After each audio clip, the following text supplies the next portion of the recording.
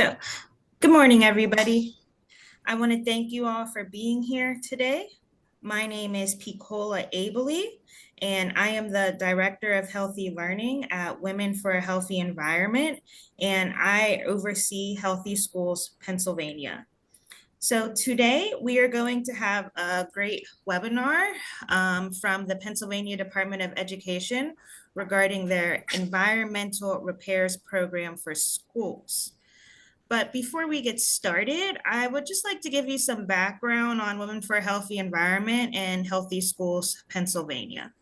So we have a few different programs that make up Women for a Healthy Environment, but Women for a Healthy Environment, also known as we are a nonprofit organization that empowers underserved communities to build resilience, promote equity, and safeguard children from environmental health hazards. We collaborate with families, schools, and early learning centers to create healthy environments where children can flourish. We're guided by science and we advocate for policies and programs that foster equitable lives free from environmental harms. So we have our homes program. In housing, there's a lot of contributing factors like asthma, allergies, lead exposures, and other chronic health illnesses. Poor housing conditions contribute to these. And we created our Healthy Homes program. We do healthy homes assessments and provide community resources and workshops.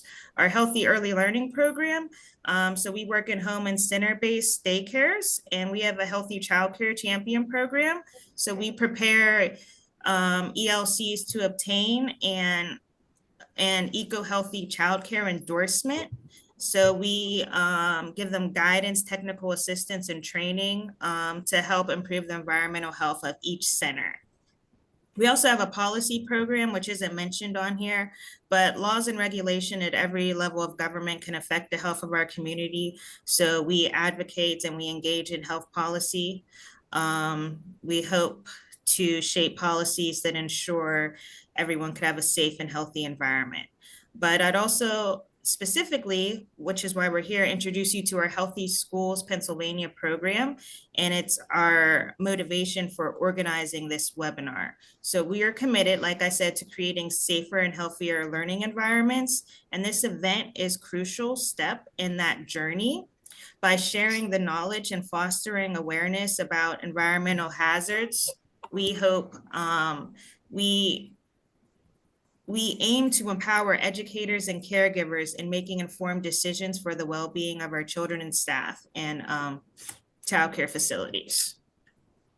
So it doesn't matter if you're renovating a building or building a new building. There are many environmental factors that could impact an individual's health. So a healthy learning environment is one that provides the best opportunity for focus, attention, and well-being.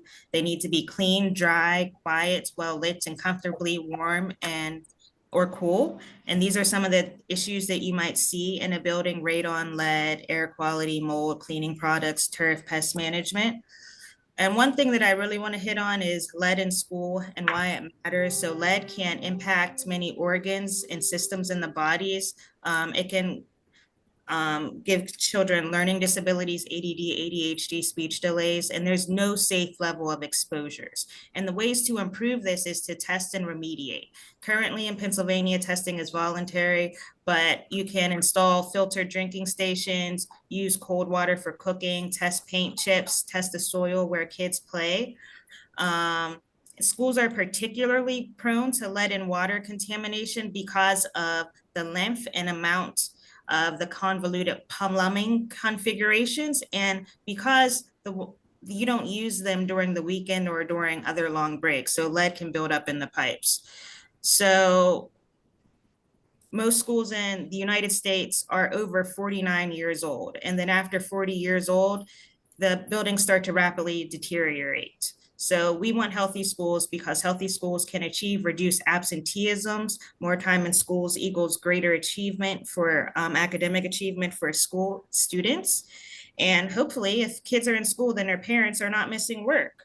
So without further ado, I would like to introduce our main speaker today, Jesse Fry. He is the Chief of Division of School Facilities for the Pennsylvania Department of Education. Okay, great. Thanks, Piccola. I will just say kind of advance when I'm ready to move forward. That also lets me know that the audio and everything's working correctly. This is not a format I usually use, but it looks like it's working fine. So if that's okay with you, that's kind of how I'll just prompt you to move forward when we're ready with it. So I think we can just move forward and advance right now with it. So thank you everybody for taking the time this morning to meet with us on this important, as Piccola had mentioned, important agenda with it. The meeting this morning will only be by our department, by Pennsylvania Department of Education. The Department of Community and Economic Development has a sister grant. It's my understanding that the organization that Women for Healthy Environments right now conducted a meeting about a month ago with DCED involved with this. So I believe to go back to Piccola, if you need to get the recording of that meeting, I think one of the reasons why they came first was their grant was open before ours was, where ours does not open until next week, and it's open for 2 months. We did some joint sessions last week for school business administrators and facilities directors, as well as superintendents, charter school CEOs, and CTC directors. That's a good prompt throughout this conversation. We've worked heavily with DCED on collaboration, as they're a kind of sister agency in a sister grant that's different than ours, but has some alignment with it. But that's a prompt right there. For example, their statutory language does not involve charter schools as an applicant pool in the applicant pool. Ours does. So when we did this last week, I presented first, DCED did second, and then we did questions to follow. And it sounds like we're going to do the same format today, with, of course, DCED not being here, and I will answer as I can based off of my interaction with them. You can advance.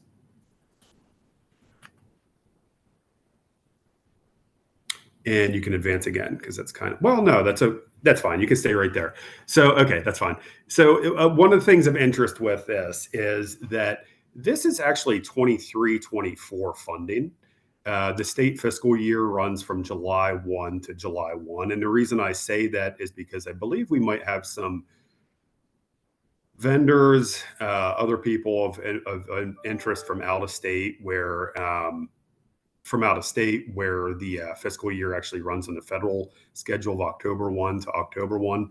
Pennsylvania is July 1 to July 1. And we've had a kind of a contentious budget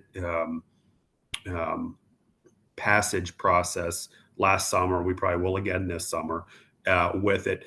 The funds available here was $75 million, which isn't much, but still it's a start. $75 million for PDE, $100 million for DCED with it.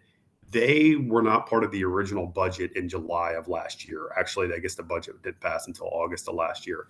So this was and I don't know all the correct terminology with it, but there was an interim budget process, something going along.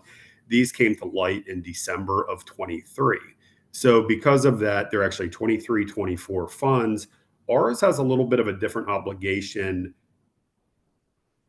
allowance than DCED. And when we get to the Q, I'll answer what I can, or kind of frame it up front here with this. And then when we get to the Q&A, I can give the differences with it. We have a little bit more free reign, I would say, in our grant as far as obligations are allowed with it. We're allowing obligations back to July 1 of 23, which is a little bit unusual to go retroactively with this. And we're also allowing projects that are underway right now, and also prospective projects going forward. And excuse me, there's no really hard end date on this. We'll talk about how we're going to police that on our end from the department, which is really has to do with the release of funds for awarded projects. But just to kind of frame this, that's atypical to have retroactive funding. But the way that this came up mid-year through the budget process made that happen. and we'll see the consequences of that when we talk about required uploads, because some people are in different stages of project. From a project might be completed and they're trying to get funding retroactively. Some of it is in process and some of it is perspective. So you can move forward. You can advance, Piccola. And go again. It's fine. So a lot of the language that's up here on the screen is directly from, it's direct statutory language with it. And so there's no reason for me to come up here and read slides off to you. Everybody can look this. I see a question all there. Charter schools exclude, and I know we're going to hold questions to the end, but as I see them and I can answer them quickly, I will. Charter schools are not excluded from this grant. Charter schools are allowed in this grant. Charter schools were excluded from the DCED grant. That's per statute. So charter schools are in this grant. Recurring up, so you can read that. So basically, we're looking for long-term permanent fixes to conditions that are out there, not regular service. Go ahead, Piccola.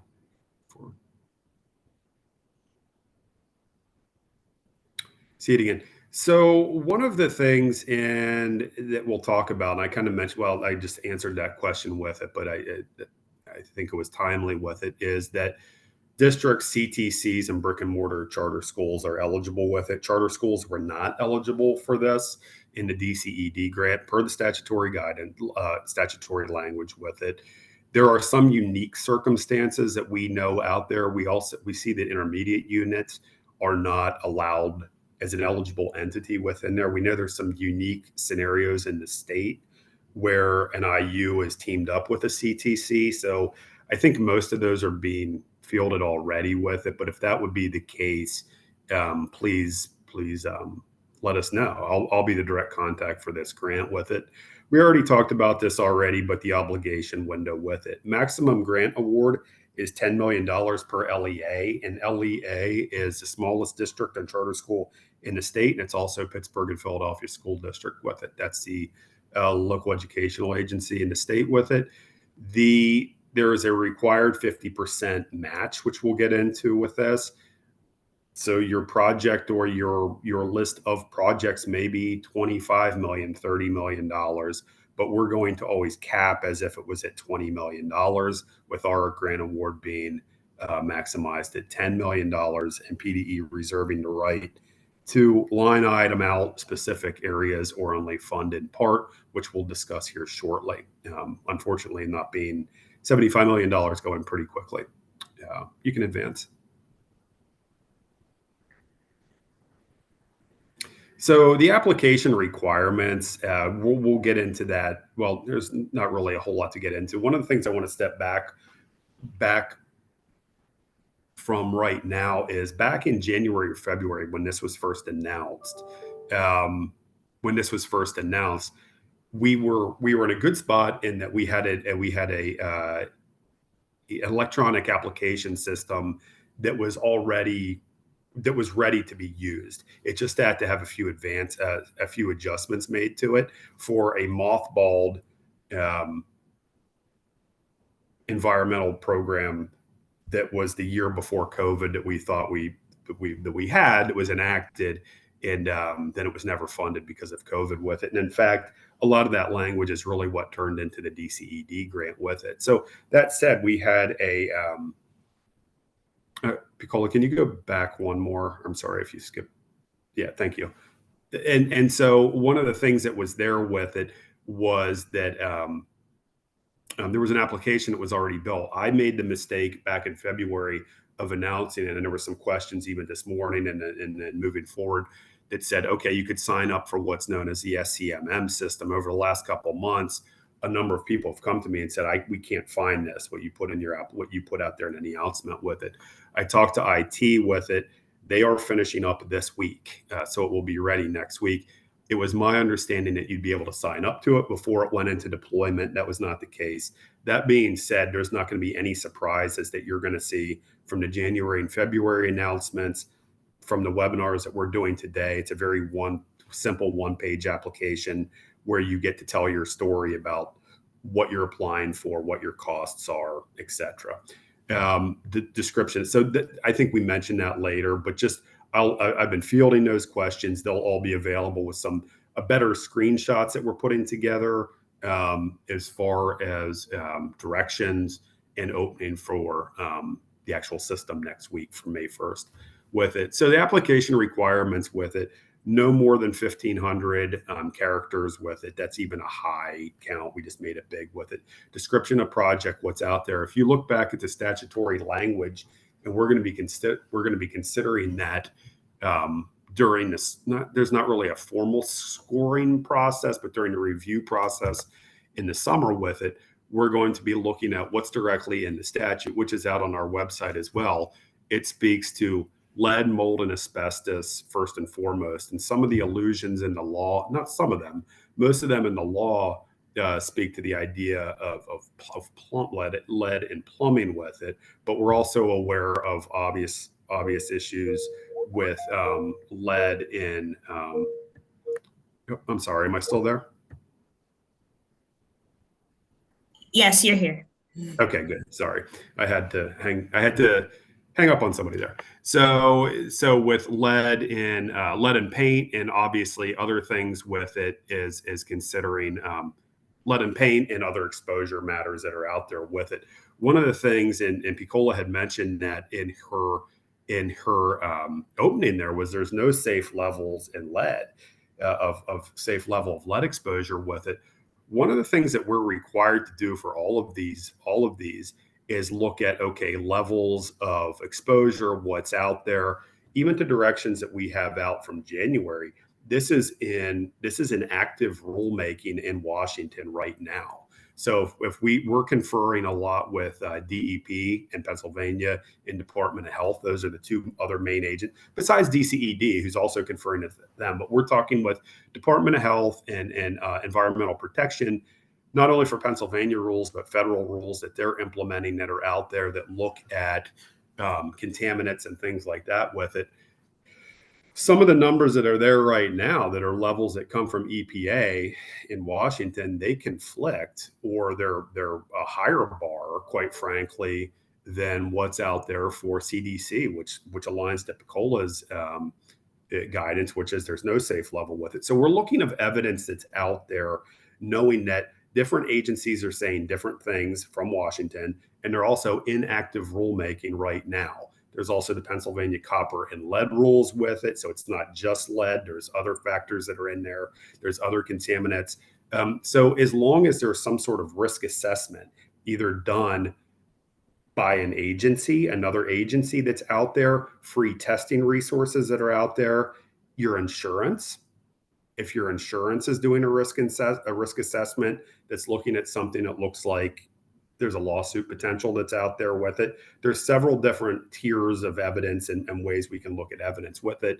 And when we have the luxury on our end, we have the handicap of not having that information in house, but we have the luxury of having other agencies here in the Commonwealth that can help us look at areas when there's something might be gray. And it's not going to be a stamp, you put it in, that's the end of the conversation. It can be an iterative process, and we'll be asking questions during the application period with it. One of the questions that was out there as well, one of them that's out there as well, is evidence of estimated total cost with it. Because of the nature of this, there's going to be several different things that you could be uploading into the system when you apply. You could have you could have a project that was already completed. So you're going to put in what the final actual cost was that was there. You have other ones where maybe right now you only have an estimate that's coming in, or you're going to be requiring an estimate. Maybe you're somewhere in between. You had estimates, you came up with a bid package, bids are out, maybe bids are being received and looked at. There can be varying levels of what the specs look like at this time. So what's most available for you at this time, what tells the stories, what needs to be uploaded into the system with it and entered in a data entry. One of the other things I want to make sure that we mention while we go through here is that this should be itemized it shouldn't be overkill, but it should be itemized as much as possible. And I think that gets into a different slide down here later. I know it does, but I want to make sure that we won't leave the conversation without talking about that. PDE has the right to, PDE has the right and will probably have they'll probably be the necessity to kind of trim down some projects because there's always going to be a match to it. But we want to make sure that we get these out to a large group of applicants, but also not trim down a project to the level where it's not feasible. When we get to the match, we're not going to require that you have the match obtained up front. We have to make sure that there's some sort of promissory note or some sort of way that you can do that. But we're cognizant of the fact that well, you don't know what you're going to move forward and how you're going to move forward until you're awarded. But we have to see the story the best we can with it. The itemization that will be allowed or encouraged within the application, I give the example of a swimming pool. I know there's a district, and there's several districts, I believe, that have swimming pool that's part of their curriculum, and they might want to do an upgrade to that with it. Well, in that circumstance, we want to say, okay, well, here's the comprehensive package with it, but what's all included with that? What's the actual mold being removed from the ceiling or within the facility? How's that being remediated with it? We don't want to see within that package coverage for new diving platforms and new things like that with it. So a story that makes sense and how you itemize that out the most if you have a project that fits that kind of scenario with it. The application also obviously looks for different facets within a building. There might be on that same building, think of a complete other wing of the building, something that's unrelated but fits into this grant, and obviously multiple buildings across a district with it. So the application will not be overwhelming, but the more information that you can put in there for the reviewers to look at it and ask follow-up questions, the better. Local match, source and amount, as we just talked about. One of the things that helps us police this a little bit is that there is the 50% match. So that kind of stops the idea of putting out maybe a Cadillac type project that's out there or proposal.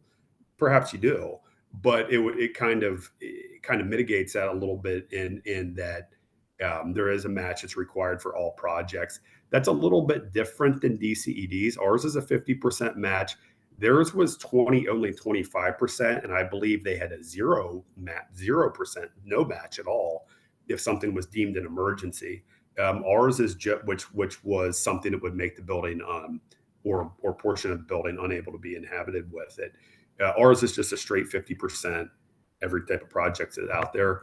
Timelines to complete the work with it. One of the things that we're going to do is if there's a $2 million project and the award is then 1 million and we award in full and the award is $1 million with it, we will only be paying half of the money up front upon the award in late summer of this year. The other 50% will go out upon receipt of completion of the project. So that also helps protect the agency and make sure that the what was applied for is what occurred. And there's also legal terms and conditions. We'll talk about that in a little bit. You can advance, Piccola.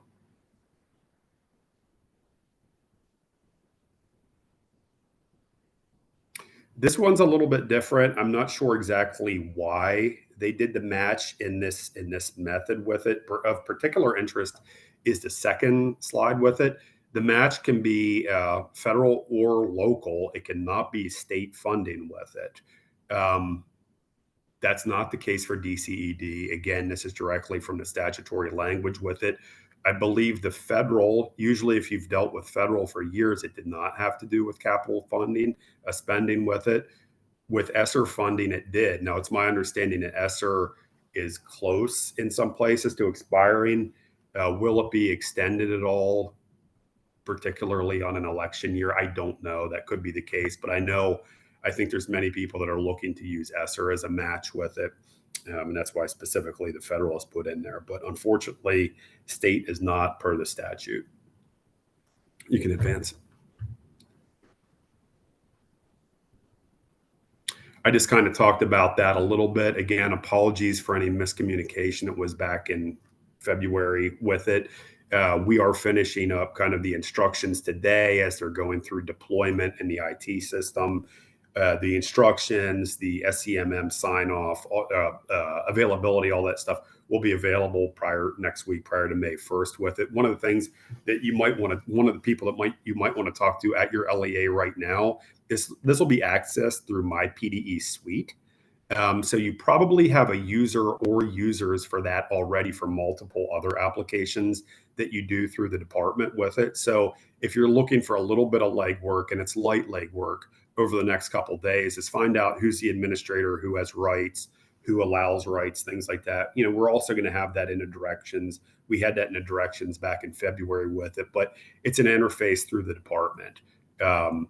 Districts and charters and CTCs already use it for a number of different things of funding. This changed a little bit midstream on us. We thought that this would be able to go out more of a direct pay system with it, but that's not the case based off of the language. It's going to be a signed grant agreement for those awarded. Obviously, you're not going to sign a grant agreement if you're not awarded. So really, my PDE suite and SCMM system will be really more of a data repository than anything else. And we'll have myself and other staff here to help you troubleshoot any of that. Going back through to the bottom one to reiterate, I knew that was in there somewhere. Itemize as much as you can, but it doesn't have to be nailed down to each component part. Just kind of saying, okay, this is the asbestos in this area that we're remediating with it. This is mold. This is where it is. Tell the story of what's going on. What's going on with the project. You can advance, Nicola. Don't have to do overkill on this as well with it. We already talked about all of these already. When you go into the system, you're going to see an estimate and actual tab with it. The actual tab should be disabled because that would be after a project's completed. So everything would be in the estimate at this phase. Even if you already did a project, and it completed 3 months ago and it's already done, still enter that into, and we'll have that in the directions, still enter that into the estimate tab. That way we have them all in the same area, and we'll be able to see that you have a final reconciliation or a project was already completed. We'll also see that through final invoices you have, start and end dates that you have. So we'll be able to see that it's something that already happened with it. You can advance. So this slide here is a little bit outdated with it. The second one there, I believe, this should have, and that's not on your end, Piccola. That's from our press office with it, I believe, and just with communication here. So let me go through these a little bit and talk about that. I saw there was a question on the bottom. A question popped up that said, "Are we going to be looking at poverty level with it?" So the answer is yes, we are. To kind of answer, to do this slide a little bit backwards with it. At the bottom, you're seeing factors that are out there that are taking into account poverty level. That certainly is a key factor that we're looking at with it. We know that, when we talk to the office, it takes care of the aid ratios and things like that. That data in itself has some inherent flaws to it. So there's other sources that we're going to look at as well. For example, sparsity size. So there's other factors that are out there that help kind of level the playing field, level the data coherency for things that we're looking at poverty. Because there's some areas when you look at just aid ratio alone, it does not take into account tax base, what the demographic actually looks like, things like that. So there's sparsity size. These are not exhaustive factors with it, but the answer is yes. We are looking at poverty and we are looking at tiered poverty across the Commonwealth as part of this application process with it. The project types themselves are also received priority. So remember, go back to the statutory language with it. It says specifically lead, mold, and asbestos. It also specifically talks about lead and water with it, but of course, we're going to add lead and paint as well. Does that mean other projects are not allowable? No, that's not the case. An example we put out there is maybe an ADA compliance issue that's out there with some sort of ramp or something like that that's lacking. But first and foremost, per statute, we're going to go towards the environmental issues of atmospheric issues, so to speak, with it. The elevated lead levels in drinking water we talked about already with it, with that being kind of ever changing right now from different agencies and different interpretations with it. So a number of different ways that you can demonstrate that, and it can be looked at in our consultation with other agencies. The lead levels as measured by DOH county levels, that I suppose that's okay, but the lead levels, and that's a flaw within the statutory language that we have to consider. One of the things that is mentioned out there is looking at lead levels in blood by the county level, which came from DOH. We talked to DOH about this, and they provided their quintiles with this of what's out there. It's inherently flawed, and not that their program's inherently flawed, but this data measure we have to consider within the legislation as it was part of the statutory language, but we are considering it in the context of it's not a great by any means correlation to actual need out in buildings with it. When we talked to Department of Health with it, they said that most of this testing, not most of it, almost all of it, is voluntary testing with less than 10% participation, and it's usually at the birth to 5 age level where they receive that.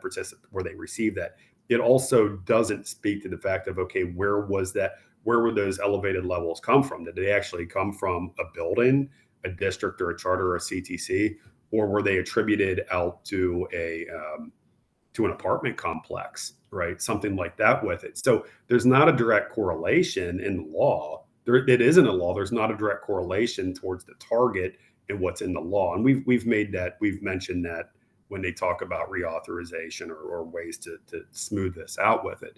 For example, it will have York County in one quintile with it and Lancaster in the other.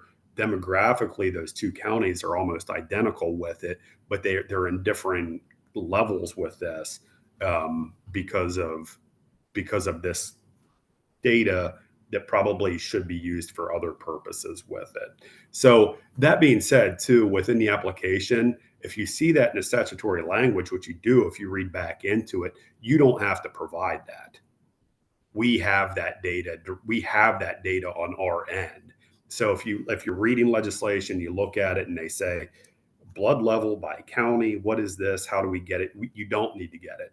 We have it from Department of Health already. And in fact, it's out on their website. It's a 2021 report called the 2021 Childhood Lead Surveillance Annual Report. That's a report, and the specific report was from April of 2023. So if you want to search their website at all or need anything, that's where you can kind of see spelled out what that data set is. I don't want to belabor that too much, but it is a confusing facet of the law with it. So first and foremost, those areas that are looked at they're mentioned directly in the statute with it. Other project types that would fit under this directly with the statute. And then also, as mentioned in the chat in this slide with it, also poverty levels with it as well. You can advance, Nicola. Sure. We have a question in the chat. Sure. It says, can school districts perform their own lead testing and report those findings, or is there a certified test provider they must use? There's a number of different links at the end of this presentation that link out to different agencies and things like that. For example, and I don't know that off the top. The answer is you're going to have to provide evidence, and you're going to be signing off on that evidence. For somebody who would receive a grant with it, you're going to be signing off to the legality of this through official terms and conditions, superintendent, CEO, director with it. And so you're going to be signing off on that with it. At the end of this application, at the end of this slideshow with it, there's a number of different links out to different agencies. One of them I know off the top of my head, for example, it might be Department of Health, but it might actually be Labor and Industry. They're all out there with it, but they have different resources out there that say, for example, here's a certified list of asbestos abatement inspectors who are vetted, and like a vetted list of them. So if somebody wanted to go back and look at, okay, they're there with it. The same idea with lead. There used to be a program, I think it was called the WIN program, underneath from the under the Wolf administration, and it was via Penvest. I believe that in that iteration of that program is a little bit different now. It's not called WIN. It's not through Penvest. It's through DEP with it. So most of your best sources to look of, okay, who's vetted, where do I go to a vendor, things like that with it. They're linked at the end of this. We can have conversations. We can put you in contact with people there, but it's going to really direct you towards kind of DEP, probably first and foremost, some Department of Health, and then Labor and Industry, as they're also they're in charge of licensing across the state for multiple occupations with it, for all occupations. As Labor and Industry has some nice lists of, okay, here's certified vendors you can use. It's probably not an exhaustive list by any means, but those links are all out there at the end of this website with it. And again, you can come to us, and if you come into a dead end with one of those agencies and say, hey, I can't get anybody, I can't tell if this is vetted or not with it, we can try to point you in the right direction. We have a 2 month application window for this. There is no incentive to being in the first week. There's no incentive to being in early. Now, I don't want to answer 100 questions on June 30th, though I probably will be. But that being said, so you can do your due diligence, and we'd ask you to do that with it. There's no reason to rush this and have this all in place next week. Maybe you do, but you don't have to with it.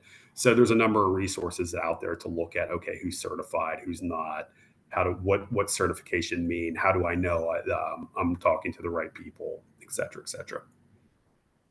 I don't know if that answered that or not. I think so. Thank you. We have one more question currently. Would asbestos floor tile and ceiling materials that are intact be considered a priority for this grant? They wouldn't probably they'd be allowable. Would they be considered a priority? I don't know if they'd be considered a priority if there's not a direct issue with student health right now with it. But we understand that the idea of in a long term, for a long term fix with it, that you'd get that, and you'd have to, then it would be in the air if you were fixing a building, things like that. I don't think that you will find the application to be that difficult to complete.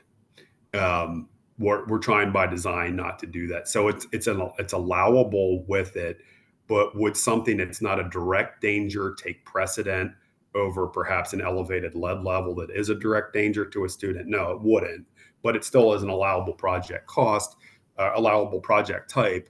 And I do think in that case that there's no harm in applying for that with it. Again, you don't need any signatures. There's no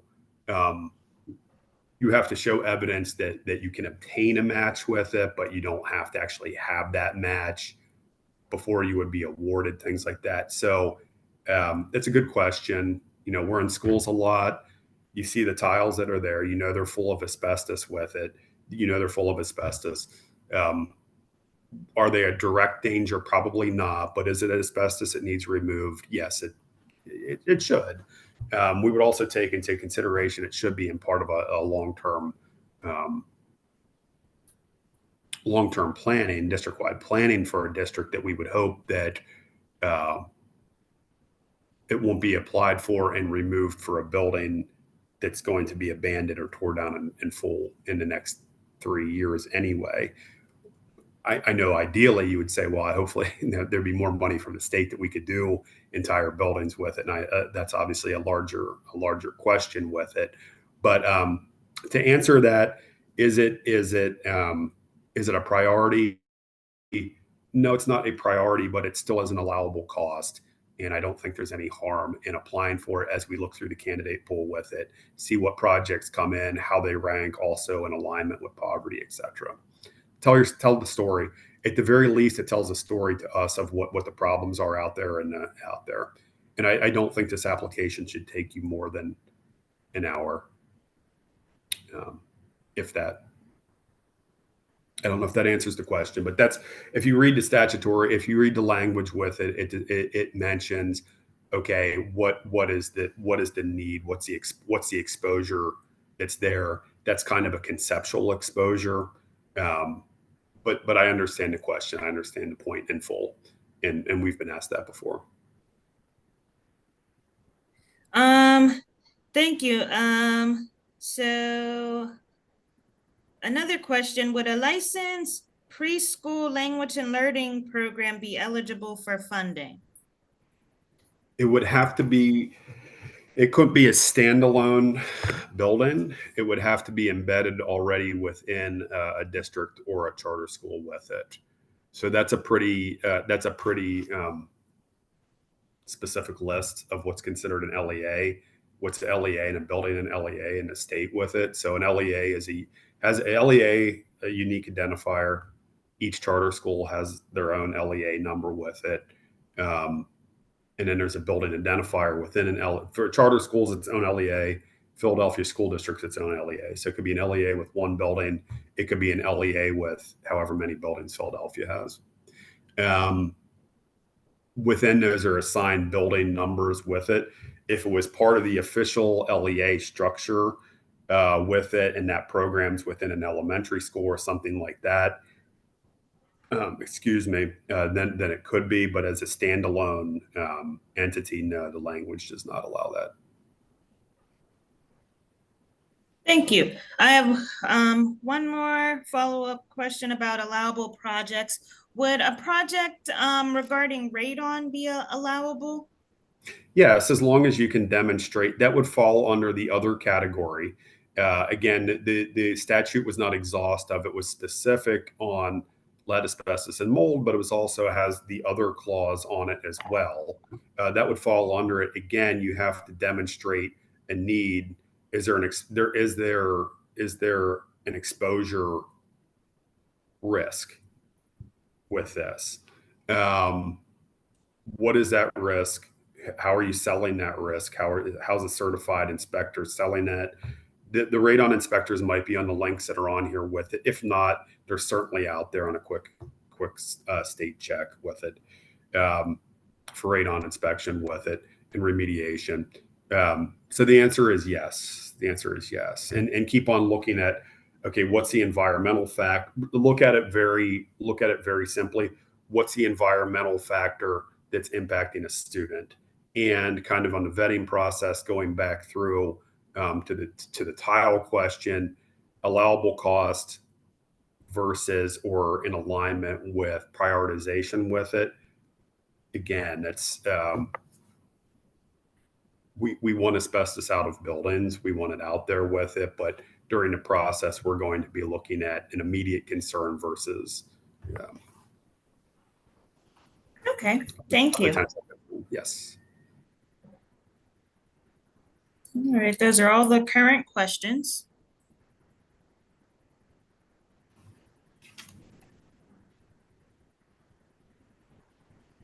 I saw some coming through in the chat, and I answered what I could while they're coming up. And then I know you're trying to save them, but if I saw them and they were coming in kind of relevant to where I was at, I went forward with it. See if there was anything else here that I wanted to go over. There is random per statute. Again, there's random back end monitoring with this.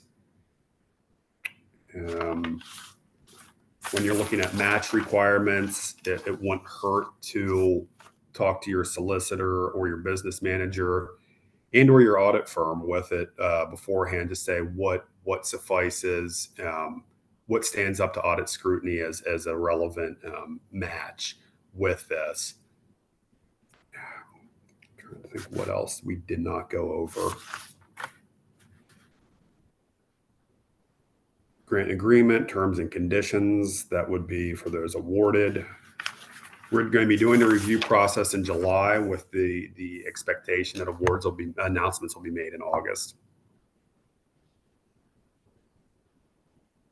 There also is a hope that there'll be more funding for this and higher than $75 million for 24-25.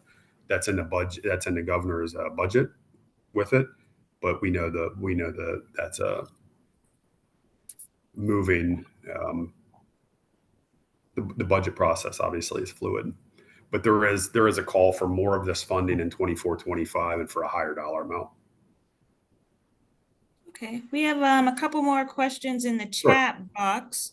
From an asbestos floor perspective, can we only apply for removal of the asbestos flooring, or would the grant be able to submit for replacement flooring also? That's a good question. Enter both, itemize them out, and enter both of them. And that's going to come down to, so the answer is yes. It wouldn't make sense to take out a floor and not put it back in there. But the reality is there might not be enough money for everybody. And so with $75 million, it's going to go quick. It's going to go quick, which is good. But everyone here knows that we need more than that with it. So that's a perfect example of itemizing it out and saying, here's the removal, here's the replacement cost with it. It might come down to something where if we would have fund all the projects based off of poverty ranking at the full dollar amount, we end up getting out to 15 districts, and that's just not the way we want to go with this. But on the other hand, we don't want you to apply for something and say, well, hey, we can't, you're already asking us to match 50% of this, and now you're going to reduce our ask even more. And it doesn't make sense to take out a floor, especially as you just mentioned, that it might not be an immediate concern and then not be able to replace it. So you have to be able to go to your board members and things like that and say, look, this is what they will give us for the project in total. We're aware of that. Itemize it out. A scenario like that, it might be something where we award 100% of the removal, but we are only able to cover 75% of the replacement cost or something like that. And then your de facto match gets higher to cover what we can't with it. So itemize it out. Okay, one more question or two more questions. Scrolling, sorry. Lost it. Trying to get it back, sorry. Okay, do we need to provide a budget cost, or would we need 3 firm quotes from vendors? That language is that when we kind of mentioned that at the beginning of it, the one that's stricter is DCED. DCED has to go to the CFA, which I believe is Commonwealth Financing Authority. I think that's what it is with it. But DCEDs is more prescriptive. I know that theirs directly says, okay, we need 3 quotes to come in, things like that with it. When you sign your terms and conditions, if you were awarded with it, it's the expectation, not the expectation, it's a requirement on the terms and conditions that you're doing your procurement locally correctly on your bid thresholds, your combination of using state money, whether you're using federal money has some thresholds that are involved as well. For example, if you're using ESSER with it. So to answer that, the PDE expectation is that you would be doing your procurement locally.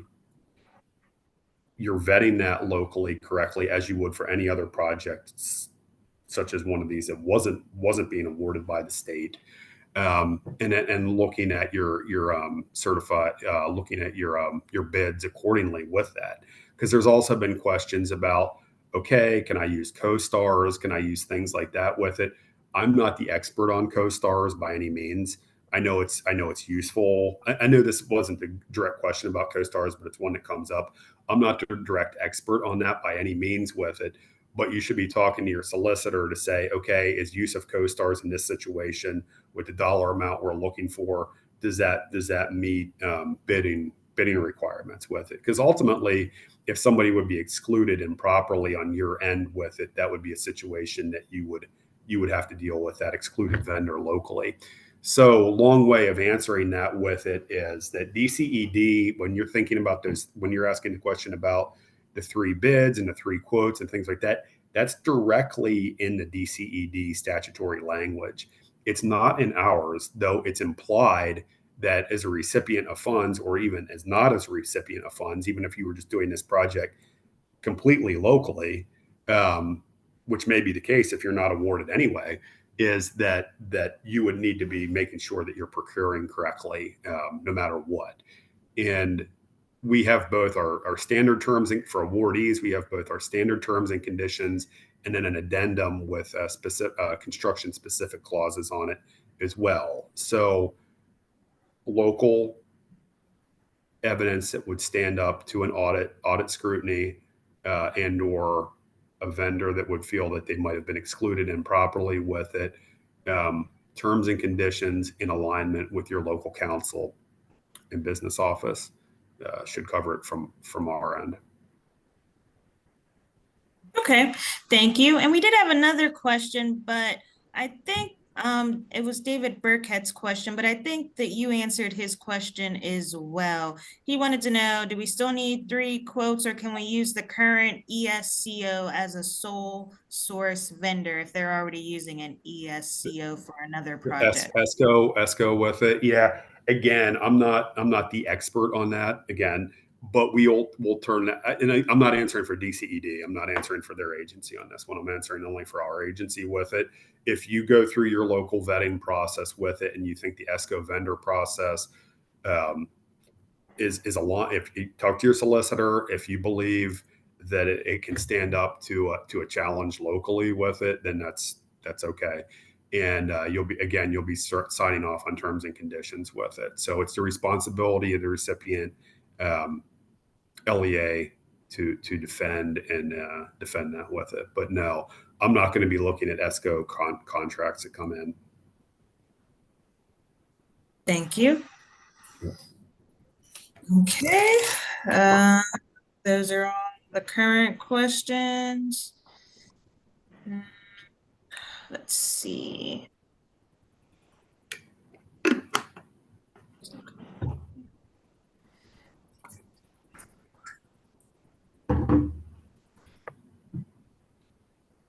Would you like me to go to the next slide? Let's see, payment terms. Sure. Yeah, I think I kind of mentioned this already with it. Okay. Right. We 50% obligation with it, $10 million cap on this with it. So you go back, upon award notification, we'll award 50% we'll award 50%. We won't award the final 50 until receipt of completion with it. And part of that is because there's no strict end date to this with it. The way the funding has come through the state, it's not on a federal type obligation of a September 30 end or anything like that with it. There's no hard end to this funding.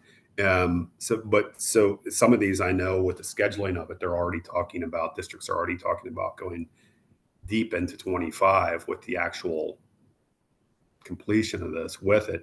Our funds are not going to roll. Our funds will roll over. They're not going to expire or anything like that with it. But to make sure that somebody's not sitting on an awarded project years from now, we're withholding the 50% of our award. And we also have, within the terms and conditions, we have the duty to randomly monitor an audit, and whether that be through us or through an outside, however that happens with it. If a term and condition, or if the money wasn't being used at all for what it was applied for, not only won't the 50% go out, we also have within our language the right to pull back the original 50% as well. We don't want to do that. That's not our goal. It's just making sure that people do what they applied for with it. You can advance on that. That will also be through the SCMM system. That's what the actual tab will be then. So I just kind of mentioned both of these with it. So random monitoring with it, how that's going to work out yet, we don't know. What are you bound by? There is legal grant terms and conditions that your executive will have to sign off on. You can move forward. And these are, you don't have to go through all of these, Picola, but these are a number of different these link out to a number of different EPA, DEP, DOH, LNI, every alphabet agency that's out there at the state and federal level that we could find anything um, that was pertinent to this. Um, it's all, they don't look like links, but they are links. They all go out there with it. So everything that we could possibly find is a source to help you with this. And this is not exhaustive. It's not. Again, one of the things that was mentioned late in the game after this was even there is, your insurer might have some sort of risk assessment process that they do where they go through this as well. And that's really all I have. Like I said, when we did this last week with it, I went first, DCD went second. So this was only half of a presentation.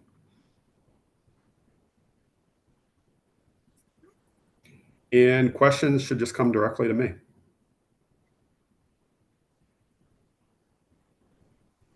Wonderful. Okay. Thank you so much, Jesse, for that very informative presentation. I think we learned a lot about how to apply for the grant. So following this, I will send everybody a copy of the presentation, the slides, as well as the recording. And in that email, I will also include the link to the previous webinar that I did with the DCED. But yeah, here's my contact information as well. And again, if there was a question about lead testing in water, if you need any help finding a vendor for that, you can reach out to me as well. We work with a lot of vendors to do lead and water testing in Southwest PA, but the company that we use is statewide, so we can give you that information as well. Are there any other follow-up questions from anybody? In the chat box, don't see anything. All right. Well, thank you all very much. Picola, one more thing with it is on early next week, we're going to have the final. It would hopefully be late this week. It probably will be early next week, though. We'll have the final directions and the actual access to SCMM at that time with it. What we have done through the presentations we did last week were with PASBO and PASA, so business managers and superintendents. It's never exhaustive. It's only as good as the lists that are provided as updated. But those are our contact lists that we put blasts out to. So I'll make sure that you get this next week too when we make our final announcement. That way you can send it out to your group, to this group, or anyone else who missed today or whatever. So wonderful. Thank you. All right. All right. Oh, wait, one more chat. Sorry, chat. Oh, they said thank you. Okay. No problem. Thank you, everybody. I hope you all have a nice day. You too. Bye. Thanks.